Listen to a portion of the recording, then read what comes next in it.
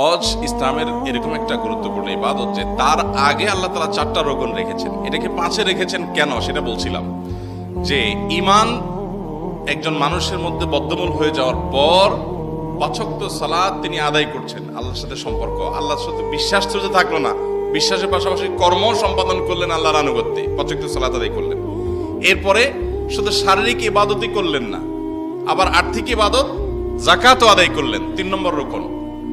এরপরে আবার আল্লাহ তাআলার নির্দেশ পালন করতে গিয়ে না খেয়ে উপবাস থেকে সিয়াম পালন করার ইবাদতও পালন করলেন, রোজাও রাখলেন রমজানে।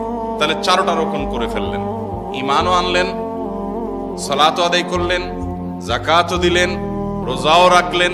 এই সবগুলো করতে করতে আল্লাহর সাথে বান্দার সম্পর্ক আরো বাড়লো না কমলো? আস্তে আস্তে বাড়লো না?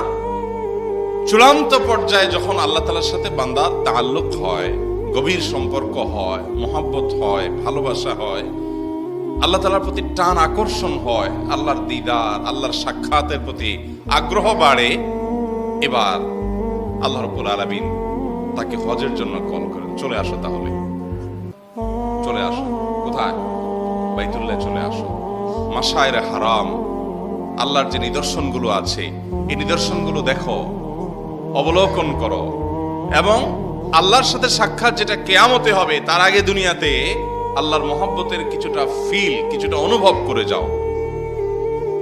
এই জন্য যাকাতকে, এই হজকে 5 নম্বরে রাখা হয়েছে, যে আগে প্রথম ক্লাস, দ্বিতীয় ক্লাস, তৃতীয় ক্লাস এগুলো সবগুলো শেষ করে আল্লাহর মহব্বত এবং ভালোবাসার একটা চরম অবস্থা যখন বান্দার মধ্যে আসবে তখন সে এই জিনিসটি করবে।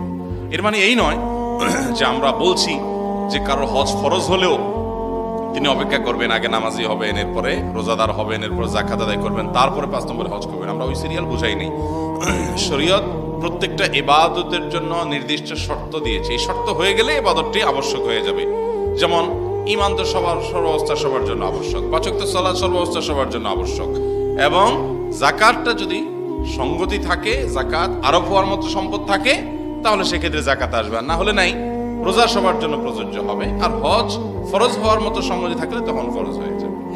তাহলে মোদ্দা কথা হলো, হজের মতো একটা ইবাদত, যে ইবাদতের মধ্যে আল্লাহর কুদরত এবং আল্লাহর অনেক নিদর্শনের সাক্ষী হওয়া যায় এবং অনুভব করা যায়। আল্লাহ সুবহানাহু ওয়া তাআলা যাদেরকে হজ করার তৌফিক দিয়েছেন, যারা বাইতুল্লাহ অন্তত উমরা করার তৌফিক পেয়েছেন, যাওয়ার তৌফিক পেয়েছেন, তারা বলতে পারেন যে এই টান, এই আকর্ষণ কত বেশি। এখানে অলৌকিক একটা আকর্ষণ আছে, অবর্ণনীয় একটা তৃপ্তি আছে, যেটা পৃথিবীতে মানুষ